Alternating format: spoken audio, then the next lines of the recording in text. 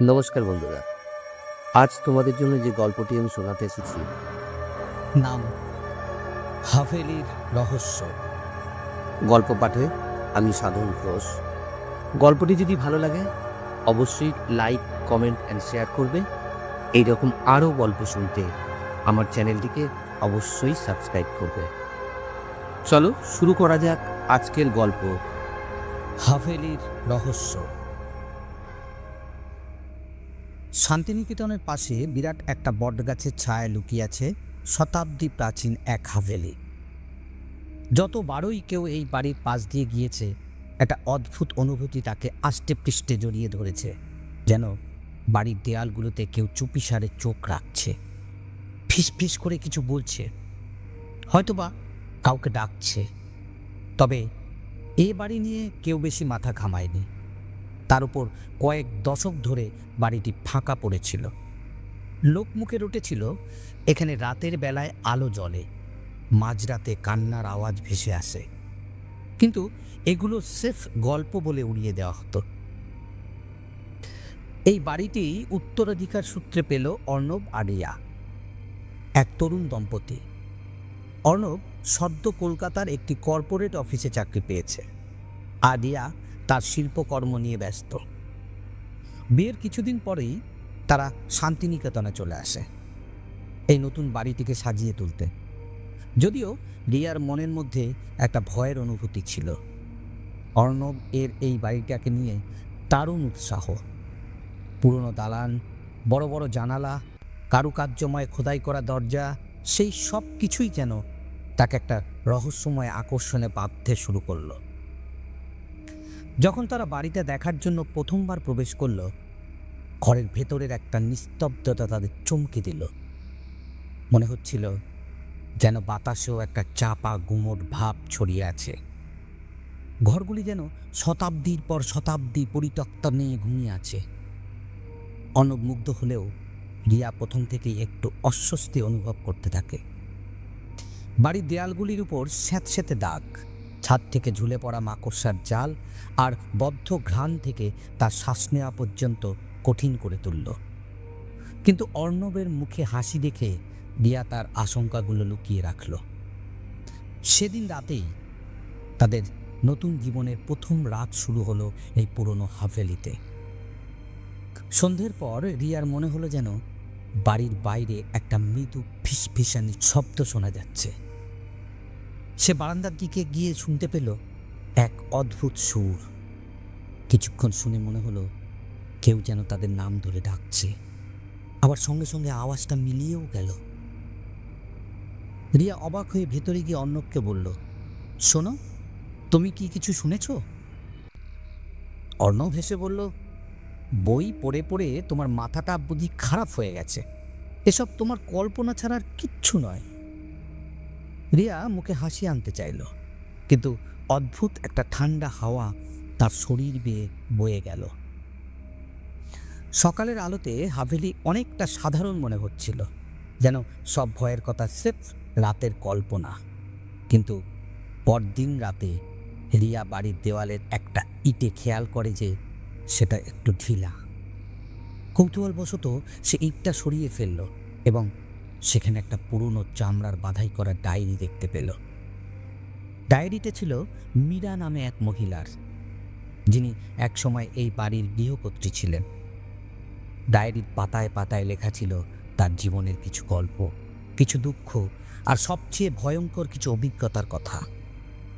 মীরা লিখেছিল কেমন করে তাকে এই বাড়িতে বন্দি করে রাখা হয়েছিল, কেমন করে সে দিনের পর দিন এই বাড়ির অন্ধকারে কাঁদত, প্রহর গুনত তার মুক্তির। ডায়েরির শেষ পাতায় লেখা ছিল, তোমরা যারা আমার বাড়িতে এসেছো সতর্ক থেকো, আমার কষ্ট আর সাপ তোমাদের শান্তিতে থাকতে দেবে না। যাকে প্রতিশ্রুতি দিয়েছিলাম প্রতিশোধের আগুনে পুড়বে সে, তবে তার রেশ রয়ে গেছে এই বাড়ির প্রতিটি ইটে ইটে। রিয়া ভয়ে জমে গেল, কিন্তু সেই ভয়ের কথা সে অর্ণবকে জানালো না।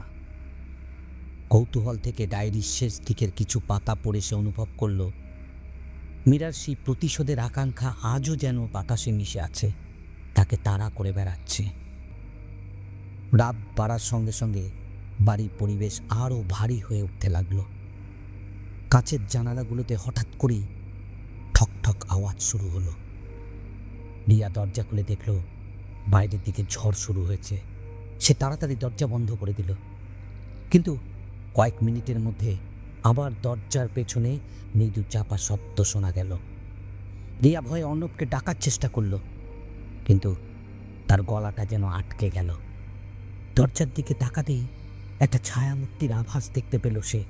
মনে হলো যেন কেউ ওখানে দাঁড়িয়ে আছে, তাকিয়ে আছে তার দিকে।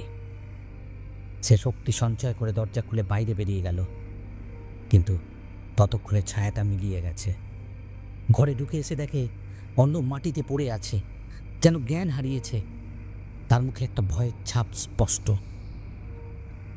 সকালে অর্ণব জ্ঞান ফিরে পেয়ে জানালো যে রাতে তার চোখের সামনে একটা মুখোশধারী মূর্তি দেখেছিল, যা তাকে দেখতে দেখতে কাছে চলে আসে।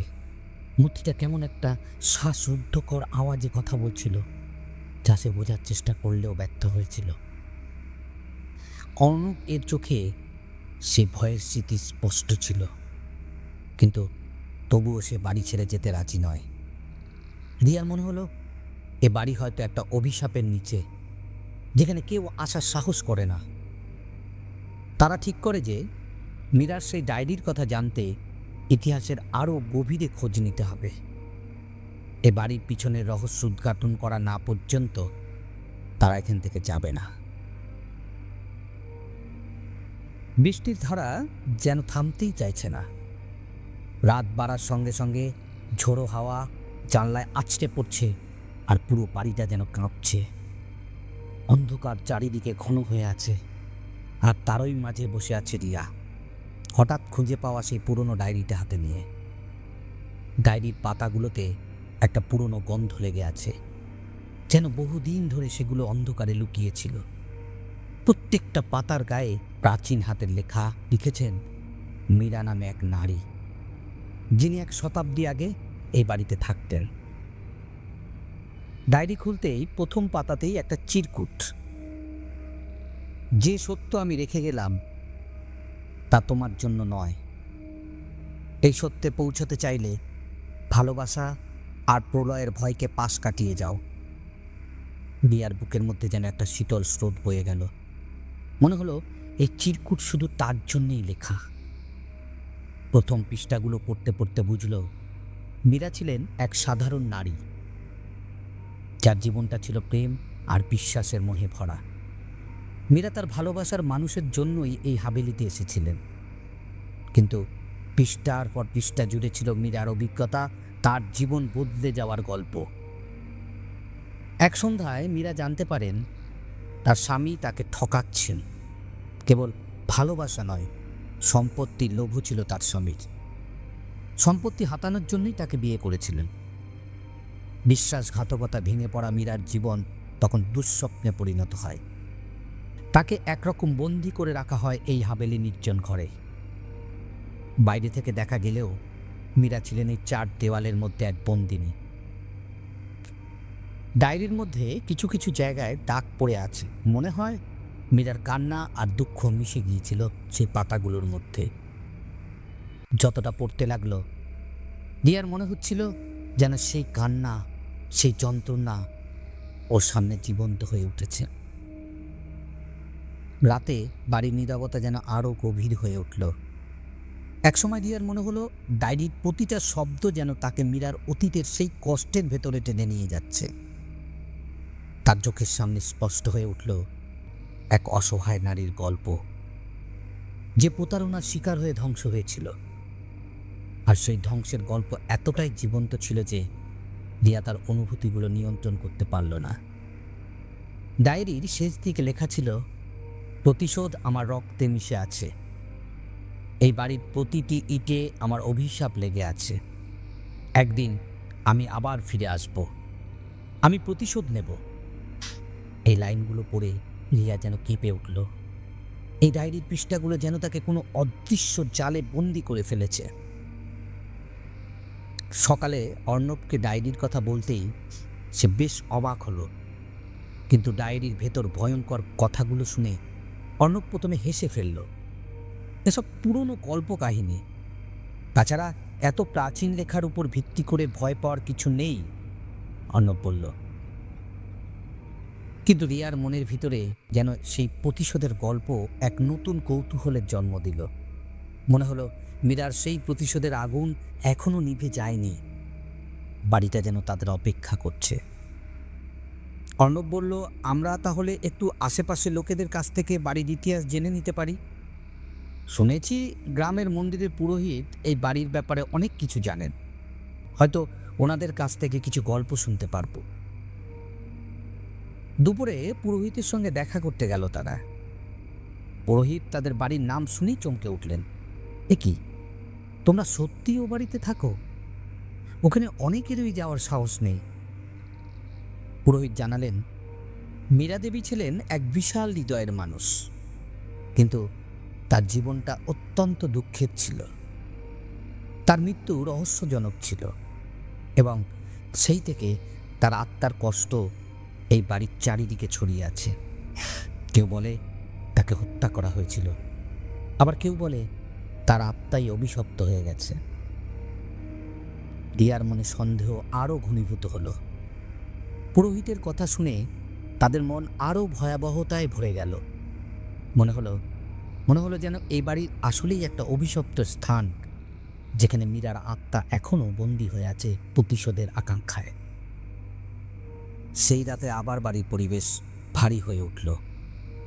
রিয়া অদ্ভুত একটা শ্বাসরুদ্ধকর অনুভূতি নিয়ে বিছানায় শুয়ে পড়ল, কিন্তু চোখ বন্ধ করতে পারল না। হঠাৎ বাইরে ঝড় উঠল আর জানলার তীব্র আওয়াজ শুরু হলো। একসময় মনে হলো যেন কেউ জানলায় খটখট করছে, যেন ভেতরে ঢোকার জন্য কোনো অশুভ শক্তি তাড়াহুড়ো করছে। কিছুক্ষণ পর রিয়া দেখল তার ঘরের দরজার বাইরে একটা ছায়া দাঁড়িয়ে আছে। ছায়াটা ধীরে ধীরে বড় হচ্ছে, যেন ঘরের ভেতরেই ঢুকে আসতে চায়। ভয়ে তার শ্বাস আটকে এলো। মনে হলো যেন মীরার আত্মা প্রতিশোধের জন্য ফিরে এসেছে। কাঁপতে কাঁপতে সে বিছানা ছেড়ে উঠে দরজা খুলে দেখল না, কেউ নেই। কিন্তু মেঝের উপর কাদা মাখানো পায়ের দাগ দেখা যাচ্ছে, যা ঘরের মাঝখানে এসে থেমে গেছে। সে শিউরে উঠল। মনে হচ্ছিল যেন কেউ তার পাশে দাঁড়িয়ে গভীরভাবে তাকিয়ে আছে। ঘড়ির কাঁটা তখন মধ্যরাত পার হয়ে গেছে। হঠাৎ রিয়ার মনে হলো যেন বাতাসে একটা কান্নার আওয়াজ শোনা যাচ্ছে। গভীর রাতের সেই কান্না যেন তার কানে ধাক্কা মারল। ভয়ে সে দরজা বন্ধ করে বসে রইল। সকালে অর্ণব যখন তাকে ডেকে জিজ্ঞেস করল কাল রাতে কি কিছু ঘটেছিল, রিয়া কোনো মতে বলল, আমাদের এই বাড়ি ছেড়ে চলে যাওয়া উচিত।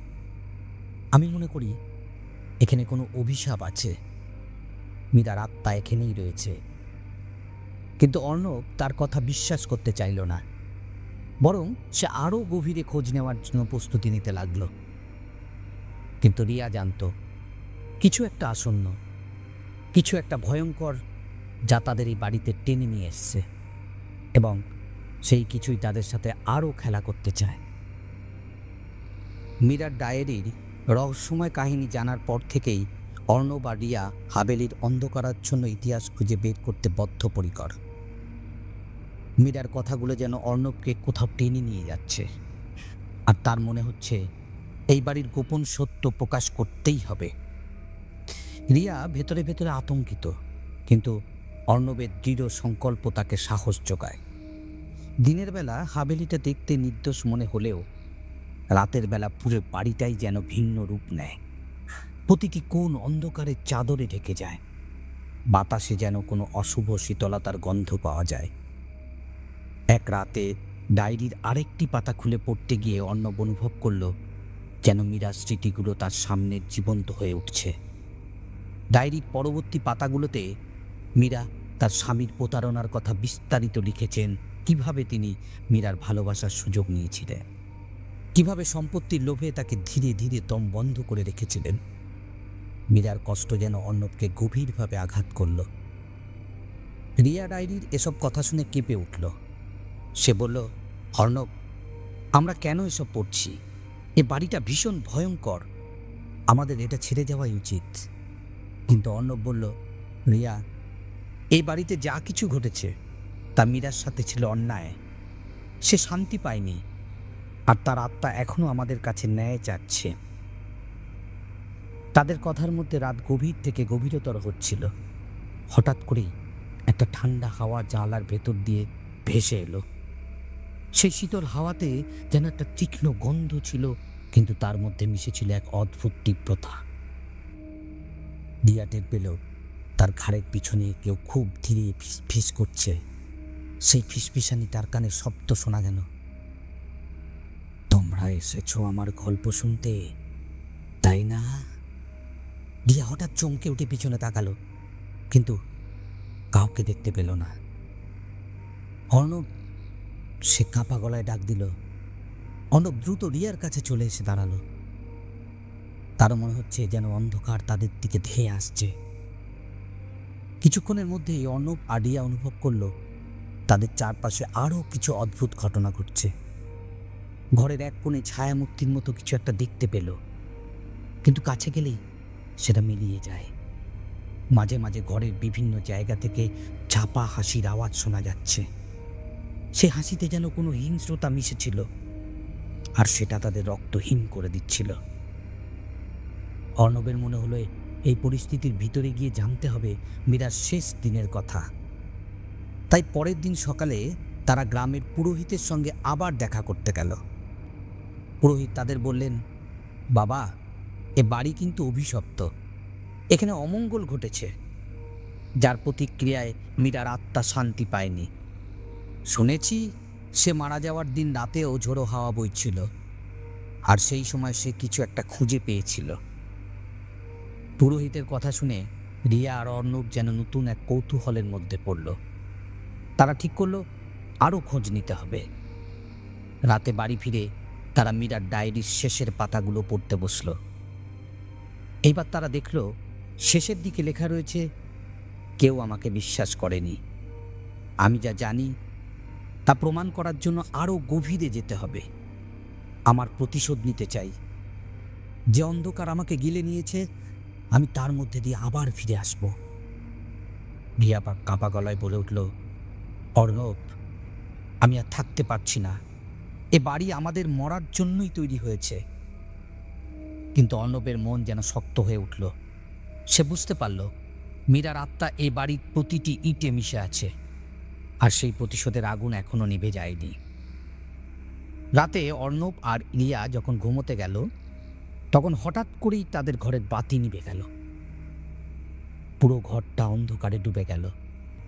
শুধু জানালার বাইরে ঝোড়ো বাতাসের আওয়াজ শোনা যাচ্ছিল। আর তখনই তারা দেখল ঘরের মাঝখানে এক ছায়া মূর্তি দাঁড়িয়ে আছে। সেই ছায়াটা ধীরে ধীরে এগিয়ে আসছিল তাদের দিকে, আর তার চোখের জলজলে আলোয় মীরার মুখটা যেন স্পষ্ট হয়ে উঠছিল। রিয়া ভয় চিৎকার করে উঠল, কে তুমি? আমাদের থেকে কি চাও? সে ছায়া মূর্তি ধীরে ধীরে বলল, আমি শান্তি চাই, আমি আমার ন্যায় চাই, আমার প্রতিশোধ চাই। অর্ণব সাহস নিয়ে ছায়ার দিকে এগিয়ে গিয়ে বলল, তুমি কিভাবে শান্তি পাবে? আমরা তোমাকে সাহায্য করতে চাই। সে ছায়ামূর্তি একটু থেমে বলল, আমার সব সত্য তোমাদের জানা প্রয়োজন। আমি যা কিছু দেখেছি, যা কিছু সহ্য করেছি, সব কিছু তোমাদের জানতে হবে। তোমরা সত্যের পথে এসেছো, কিন্তু মনে রেখো, এই পথ খুব সহজ হবে না। এই কথাগুলো বলে ছায়ামূর্তিটি মিলিয়ে গেল, আর ঘরে আবার আলো জ্বলে উঠল। রিয়া আর অর্ণব বুঝল তাদের সামনে এক ভয়ঙ্কর সত্যের রহস্য উদ্ঘাটনের দায়িত্ব রয়েছে। মীরার আত্মা যেন তাদেরকে সেই পথেই টেনে নিয়ে যেতে চাইছে।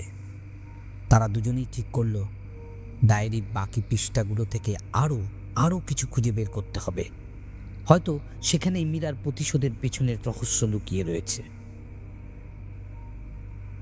বন্ধুরা, আজ এই গল্পের এই পর্যন্ত।